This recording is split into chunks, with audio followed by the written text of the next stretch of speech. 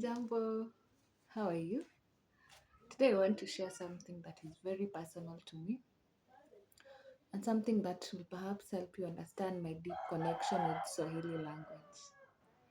Now, Swahili language is more than a language to me. It's more than a tool of communication. It's a way that connects me to my father. And if you're wondering why would a language connect me to my father, then hang along so that I can tell you. You see, my father was a teacher of Swahili for so many years in this country, my country, Kenya. And he really loved the language. And as we grew up, all the time he would talk to us in Kiswahili language, while everyone around us was speaking my mother tongue.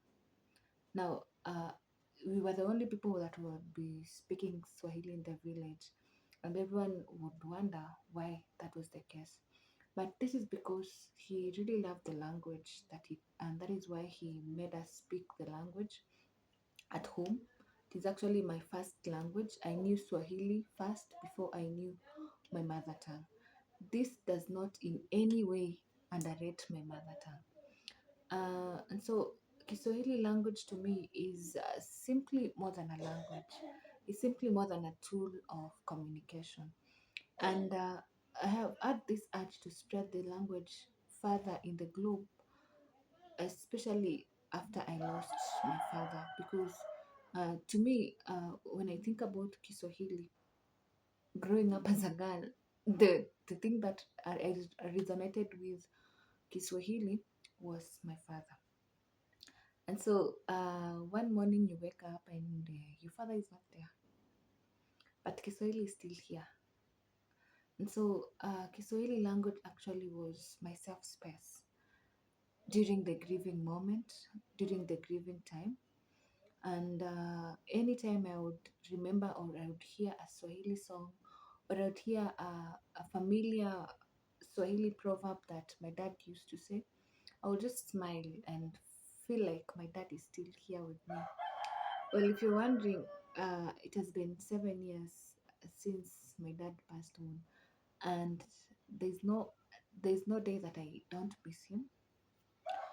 Uh, my siblings would say I was the daddy's girl, the favorite daughter, if you may, to my father. But I don't know. I don't know if that is true, but I know that one thing that my dad and I had a very strong connection with Kiswahili language.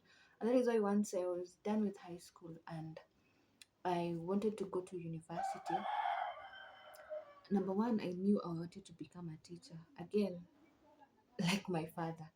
And when I was choosing which subjects I'm gonna teach as a teacher, I chose to become a Kiswahili teacher.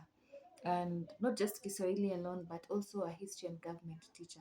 And so at that particular time, I was still young and naive. I didn't know how deep this connection was. And so when I came back home after doing my selections, because I didn't do them in the house, I did them in a cyber cafe outside the home.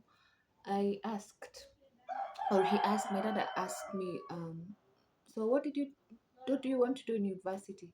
I told him I want to become a teacher. And a teacher, and the way teachers are not paid a lot of money, do you still want to do that? Plus your grades are so good, why would you want to become a teacher and become poor like me? I told him, first of all, daddy, you're not poor, you're very rich. And if you're poor, then I would still want to be like you. I want to be a teacher because I've seen what you've done as a teacher. And as a teacher, you've changed so many lives. And I think there is no there's no riches that are richer than changing lives of human beings. Then he said, okay, so which subjects do you want to teach? I told him, I want to teach Kiswahili and history. Then he laughed. He laughed so hard and so deeply. And I was like, Daddy, why are you laughing? And he said, I knew I loved you, but I didn't know I spread some of my love for the Swahili language on you. but you go forth and do the language to Swahili, and if you can, spread it further. And so 7 years later, this is me coming out to share a dream that I have for spreading Swahili further and wider, and that is why I've come to this platform to spread it. And I'll be taking you through Swahili insights. I will be talking about Swahili for travel. I'll be talking about Swahili for business, basic Swahili phrases. I'll